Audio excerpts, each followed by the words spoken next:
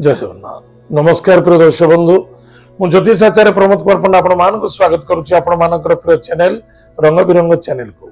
प्रिय दर्शक बंधु जो व्यक्ति मानक चैनल को देखुचंती सब्सक्राइब करिनांती सब्सक्राइब करंतु लाइक करंतु वीडियो जदि पसंद आछो अधिक अधिक शेयर करंतु अन्य जनक हित पाए। एबा आसंतु जानिमा 1 मे 2024 ठारू 13 मास धरी देवगुरु बृहस्पति मेष राशि वृष राशि को आगमन करिवे एवं वृष राशि रही तार तृतीय जगह स्थान को दृष्टि पकेबे। 3 स्थान को दृष्टि दियंती देवगुरु बृहस्पति। प्रथम दृष्टि पंचम भाव कन्या राशि, द्वितीय भाव दृष्टि बिछा राशि, तृतीय भाव दृष्टि मकर राशि। ताले जो व्यक्ति राशि होउची मीन राशि, मकर राशि होउची एकादश इनकम सोर्स, बिछा राशि होउची भाग्य स्थान एवं कन्या राशि होउची दाम्पत्य जीवन स्थान, वैवाहिक जीवन स्थान एवं देवगुरु बृहस्पति स्वयं मीन राशि ग्रहराज।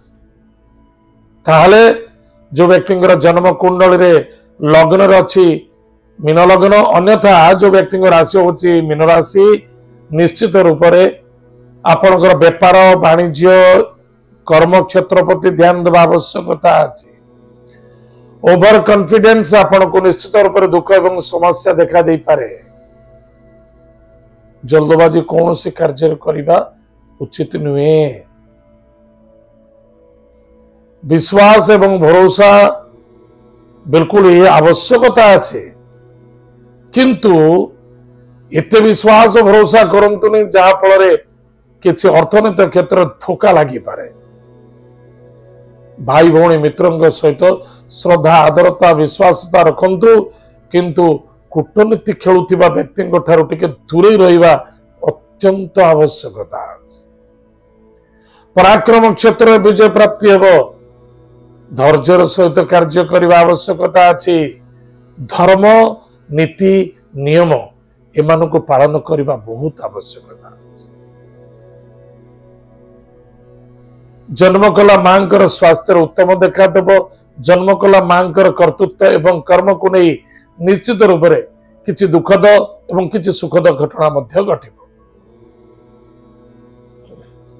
देवगुरु बृहस्पति सप्तम भाव को दृष्टि विवाह शुभ मांगल्य कार्य सफलता देखा दो। कारण कन्या राशि बृहस्पति अच्छा, बृहस्पति कन्या राशि होती, वृष राशि को होची दशम भाव एवं मीन राशि सप्तम भाव देवगुरु बृहस्पति निश्चित रूप से विवाह शुभ मांगल्य कार्य मध्य सफलता देखा दो।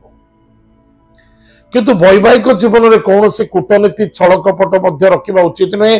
जदि आप रखुता रखुवे रखी निश्चित रूप से आपन को देवगुरु बृहस्पति दंडित करेंगे, पीड़ा देवे।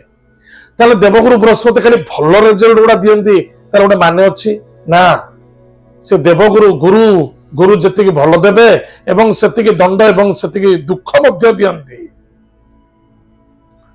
ताले मन रखि थांतु प्रिय दर्शक बंधु, देवगुरु बृहस्पति कन्या राशि जेहेतु दृष्टि देवे ताले आपण आपणकर पति पत्नी मध्य श्रद्धा आदरता आत्मविश्वासता निबिड़ता रखा अत्यंत आवश्यकता अछि।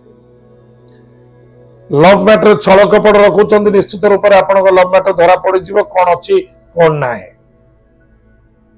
एक अन्य जन भीतर श्रद्धा आदरता रखंतु, विश्वास को जागृत रखंतु, विश्वासघात नुहे। क्षणक सुख पचर केबे पड़िबा उचित नुहे। चाहे व्यापार वाणिज्य हो, चाहे मानसिक शारीरिक संबंध हो,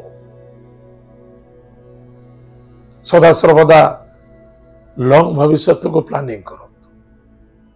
भाग्यर उदय देखा देव। पिता द्वारा सपोर्ट मिल, पिता स्वास्थ्य को नहीं चिंता बढ़िबो एवं दूर दूरांतर कार्य सफलता देखा देव। कार्य अनेक प्रकार बाधा विघ्न समस्या सम्मुखीन होगा पड़ पारे। कर्म व्यापार वाणिज्य क्षेत्र में सफलता देखा देव, किंतु विशेषकर उधारी कर्ज करने उचित नुहे। जदि उधारी कर्ज करिसंती ताको चुक्ता करने अत्यंत आवश्यकता अछि, बा कौन उधारी कर्ज करी अनेक उधारी को आपण परिपूर्णता करुचंती, निश्चित रूप से आपनकर कर्ज वृद्धि पाइब। अर्थनैतिक क्षेत्र को खर्च करने पूर्व भावी चिंती प्लानिंग अनुसार खर्च करंतु कारण निजर आत्मीयता स्वजनता मध्य धोखा एवं पीड़ाकारक देखा दे पारे। स्वास्थ्य प्रति ध्यान देवा आवश्यकता अच्छे निश्चित रूप से वर्ष रोजगार ठीक ठाक लाभे रहिबे। विद्यार्थी विद्या क्षेत्र सफलता अर्जन करेंगे लंबाटे सफलता देखा देव। जो व्यक्ति माने विदेश रही पाठ पढ़ुंट विदेश अच्छी यथेष्ट सफलता देखा देव। माता पिता नहीं संतान मानक नहीं माता पिता गर्वित हे गर्वर अनुभूति हम एवं जो संतान माने पाठ पढ़ला कौन कर्म क्षेत्र प्राप्ति होता निश्चित रूप से कर्म क्षेत्र प्राप्ति हे निजुक्ति हे एवं आनंद मध्य देखा देव।